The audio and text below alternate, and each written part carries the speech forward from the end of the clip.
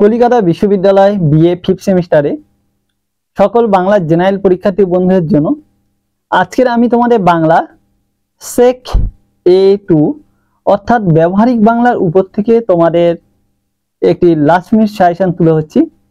তো এখানে যে প্রশ্নগুলো বলে দেবো সেগুলো অত্যন্ত গুরুত্বপূর্ণ প্রশ্ন। অবশ্যই করে এখানে সমস্ত প্রশ্ন পড়ে তোমরা পরীক্ষা হলে যাওয়ার চেষ্টা করবে, তাহলে কিন্তু তোমরা কমন পাবে।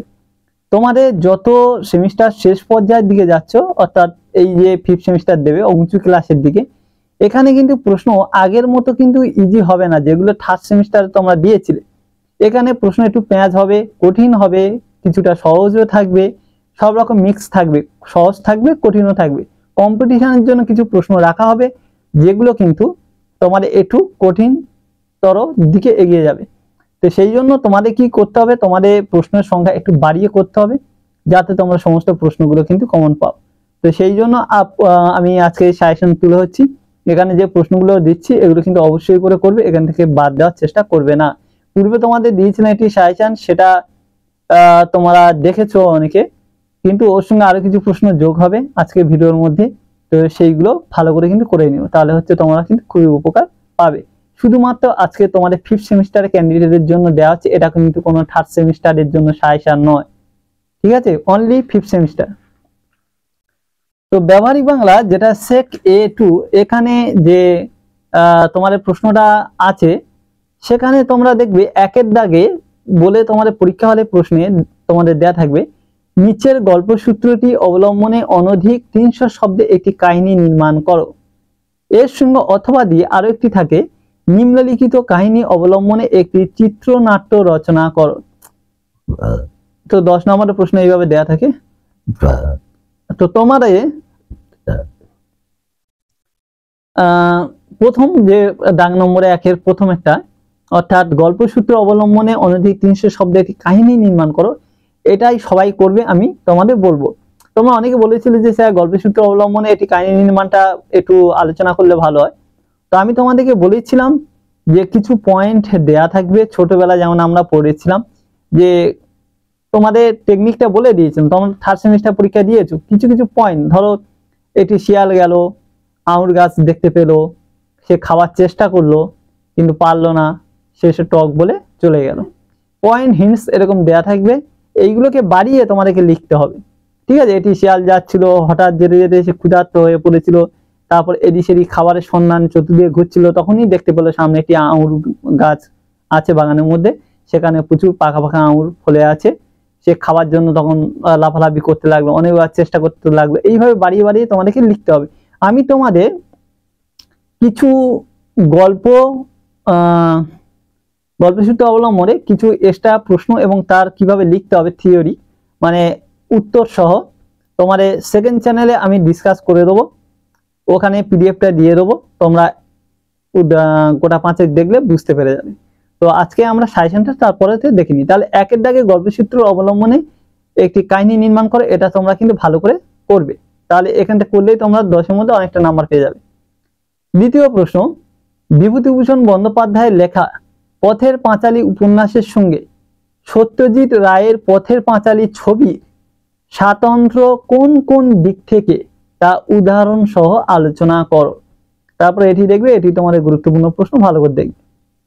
3 নম্বর প্রশ্ন, সাহিত্য অবলম্বনে একটি চলচ্চিত্র প্রস্তুত হতে পারে, কিন্তু একটি লিখিত সাহিত্যিক কখনো হুবহু চলচ্চিত্রে রূপায়িত করা যায় না, তার জন্য বোঝা দরকার চলচ্চিত্রের নিজস্ব ভাষা রীতি, বিষয়টি বিশ্লেষণ করো। তারপরে তোমরা এটি দেখবে, এটা 10 নম্বরে পরের প্রশ্ন, গুরুত্বপূর্ণ কিন্তু প্রশ্ন, বাদ দেবে না কেউ। তারপরে প্রশ্ন, দলবৃত্ত ছন্দরীতি বলতে কি বোঝো, এই ছন্দরীতির বৈশিষ্ট্যগুলি যথাযথ উদাহরণ সহ ব্যাখ্যা করো।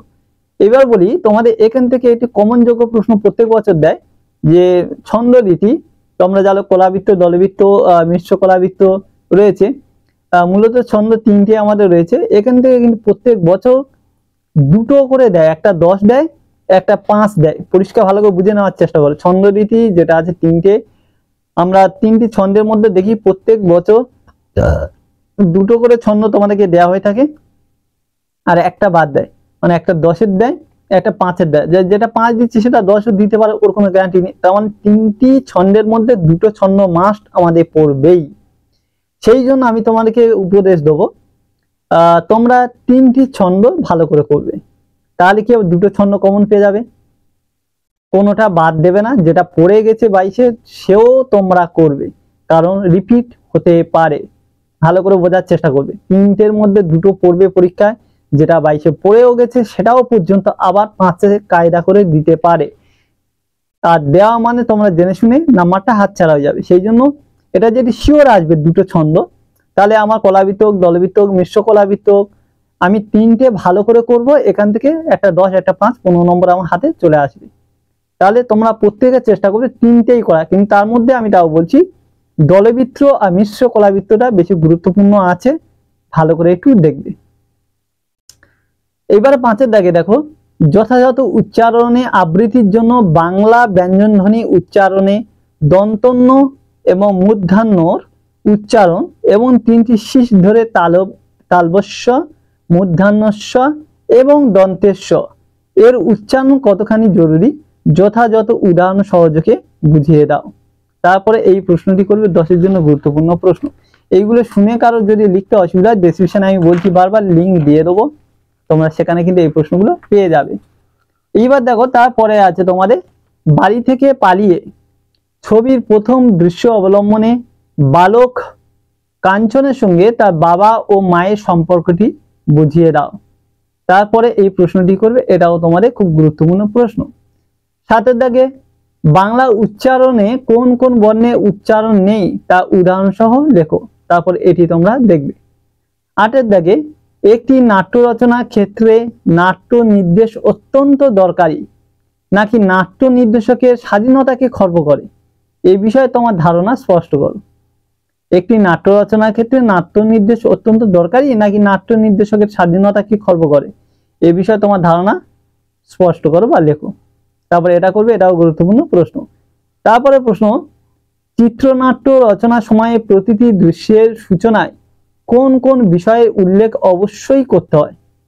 তারপর এই প্রশ্নটি করবে, এটাও খুব গুরুত্বপূর্ণ। 10-এর দাগে একটি ছোট গল্পের নামকরণের সময় একজন লেখকের কোন কোন বিষয়ের দিকে লক্ষ্য রাখতে হয় বুঝিয়ে দাও, অথবা ছোট গল্পের বৈশিষ্ট্যগুলি লেখো। প্রশ্নটি গুরুত্বপূর্ণ প্রশ্ন, ভালো করে দেখবে। ছোট গল্পের নামকরণের সময় লেখককে কোন কোন বিষয়ের দিকে লক্ষ্য রাখতে হয়, মানে ছোট গল্পের যে বৈশিষ্ট্য সেইগুলো যাতে নষ্ট হয়ে না যায় সেই দিকটা কিন্তু লেখককে দৃষ্টি রাখতে হয়। তাহলে আমার সেই দিকটা কিন্তু ভালো করে খেয়াল রাখতে হবে, ছোট গল্পের বৈশিষ্ট্যগুলো থেকে বেশিরভাগ পয়েন্ট কিন্তু আসবে। তারপরে প্রশ্ন, পথের পাঁচালী ছবিতে প্রশ্ন। আর একটা জিনিস, ছোট গল্পের বৈশিষ্ট্য কিন্তু আমি তোমাদের গত বছর PDF উত্তর দিয়ে দিয়েছিলাম, তোমরা প্লে লিস্ট গেলেই দেখবে 2023-এ কিন্তু দেয়া আছে, তোমরা একটু দেখে নিও। পথের পাঁচালী ছবিতে প্রসন্ন পণ্ডিতের পাঠশালার দৃশ্যটিতে কিভাবে হাস্যরস সঞ্চারিত হয়েছে সংক্ষেপে ব্যাখ্যা করো। আরো একবার বলছি, পথের পাঁচালী ছবিতে প্রসন্ন পণ্ডিতের পাঠশালার দৃশ্যটিতে কিভাবে হাস্যরস সঞ্চারিত হয়েছে সংক্ষেপে ব্যাখ্যা করো। তারপরে এই প্রশ্নটি ভালো করে করবে। 12-এর দাগে প্রশ্ন আছে, টিকা লেখ বলে কিছু দেখতে হবে। ফ্ল্যাশব্যাক, মুক্তদল, রুদ্ধদল, নির্বাক যুগের বাংলা ছবি, নির্বাক যুগের বাংলা ছবি, এই কটা টিকা খুব গুরুত্বপূর্ণ প্রশ্ন, তোমরা ভালো করে দেখে নিও। এইগুলো হয়ে গেলে তারপরে তোমাদের আরো কিছু প্রশ্ন আছে গুরুত্বপূর্ণ, সেগুলো তোমাদেরকে করতে হবে। যেমন শব্দের সঠিক উচ্চারণ ও আবৃত্তি চর্চার সম্পর্ক কি, 5টি উদাহরণ সহ বুঝিয়ে দাও। তারপরে ধরো কলাবৃত্ত ছন্দের বৈশিষ্ট্য, আমি তো বলেছি ছন্দ মানে 3টি ছন্দ ভালো করে করতে হবে, কলাবৃত্ত, দলবৃত্ত, মিশ্র কলাবৃত্ত। 3টে করলে 2টো কমন পাবে, একটা 10, একটা 5, সেটা তোমরা করে নিচ্ছ, তাই এখান থেকে আর কিছু বলছি না। এবারে সাহিত্য চলচ্চিত্রের সম্পর্ক লেখো, এটা ভালো করে দেখতে হবে। ক্ষুদিত পাষাণ ছোট গল্পটি ক্ষুদিত পাষাণ চলচ্চিত্রে একটি তুলনামূলক আলোচনা করো। তারপরে এটা দেখবে, এটাও গুরুত্বপূর্ণ। মিশ্র কলাবৃত্তের ছন্দে 5টা বৈশিষ্ট্য আমি তো বলে দিই, ছন্দ 3টে করলে 2টো কমন পাবে, একটা 5-এর পাবে, একটা 10-এর পাবে। তাহলে এখান থেকে মিশ্র কলাবৃত্তের ছন্দে 5টা বৈশিষ্ট্য লেখো।